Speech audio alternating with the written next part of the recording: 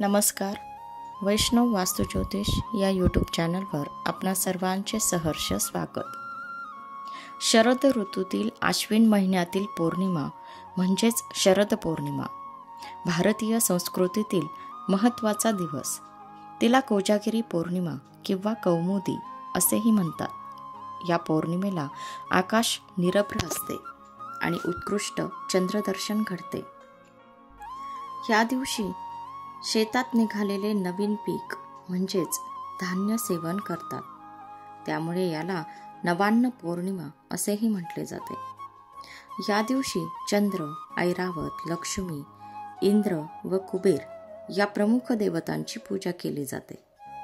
कोजागिरी हे व्रत असून याचे प्रमुख अंग उपोषण, पूजन व जागरण आहे. एका चौरंगावर वस्त्र अंथरून वरुण व गणेश पूजन करावे. नंतर एका विड्यावर लक्ष्मी व दुसऱ्या विड्यावर ऐरावतावर आरूढ झालेल्या इंद्राचे पूजन करावे.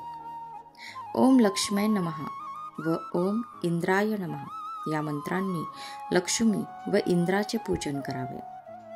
नमस्ते सर्व देवानां वरदासी हरिप्रिये या गतिस्त्वत् प्रपन्नानां सामे भूयात् त्वदर्चनात् या मंत्राने लक्ष्मीस पुष्पांजली वाहून नमस्कार करावा.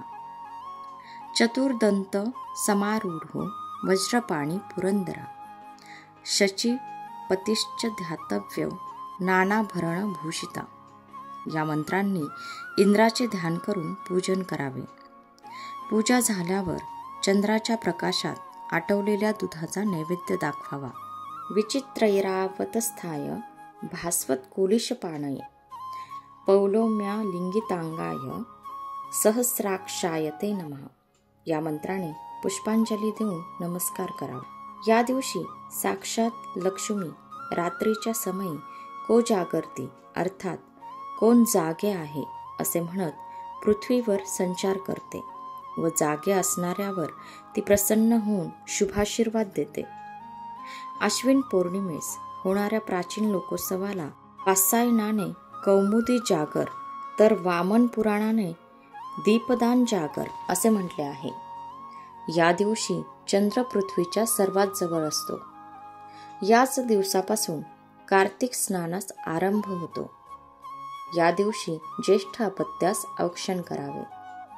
या पौर्णिमेला नारळ पाणी व पोहे देव व पितर यांना अर्पण करून बंधुजनांसह भक्षण करावे असा शास्त्रार्थ आहे.